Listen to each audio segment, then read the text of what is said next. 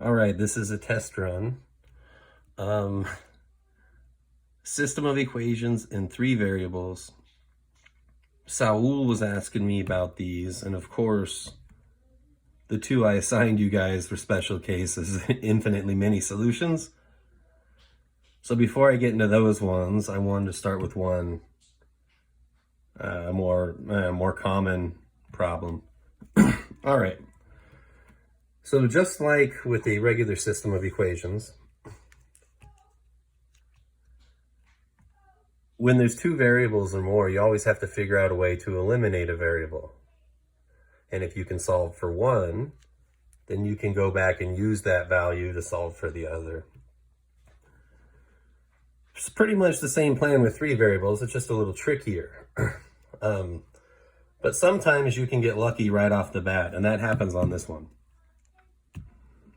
I just labeled the 3 equations A, B, and C, just so we can tell the difference. I'm trying to describe them. Other textbooks will call them rows, especially when they work with matrices, but we haven't done any of that yet. So here we go. If you're thinking along the lines of elimination, if you look at the top 2 equations, we can solve by x if we just negated the top equation and added it to the second one. So over here, I guess I'll say negative a plus b.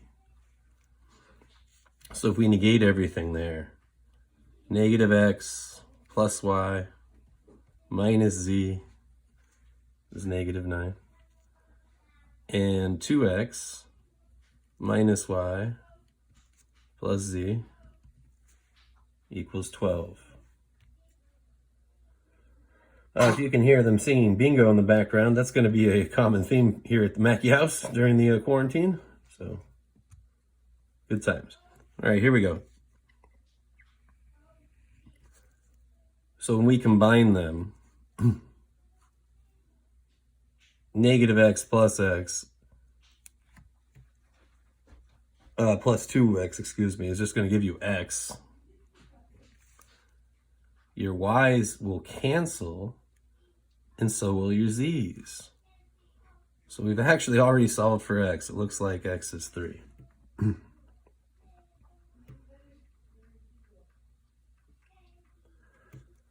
Okay, so now we can substitute x into 2 other equations and then do the elimination model again. So that'll be the plan.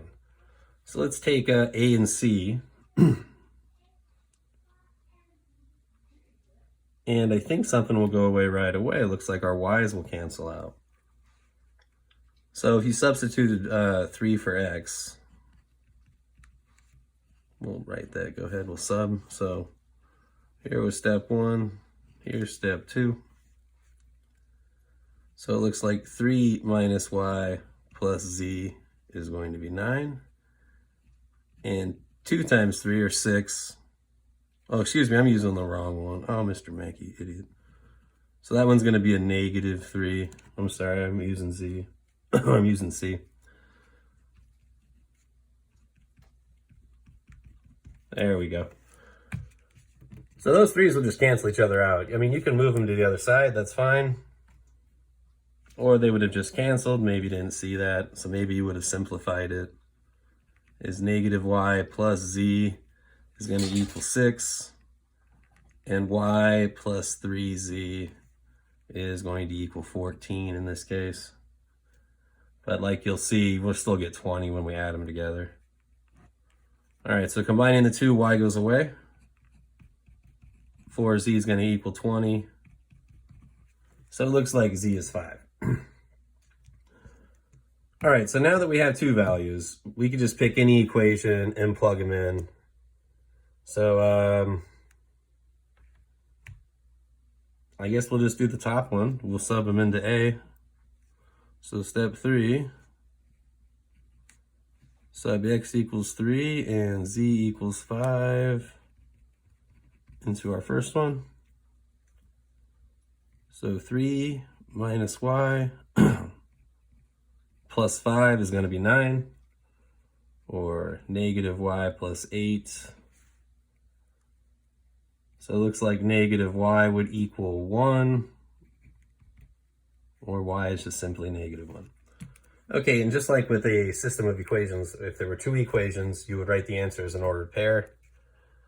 Similar idea.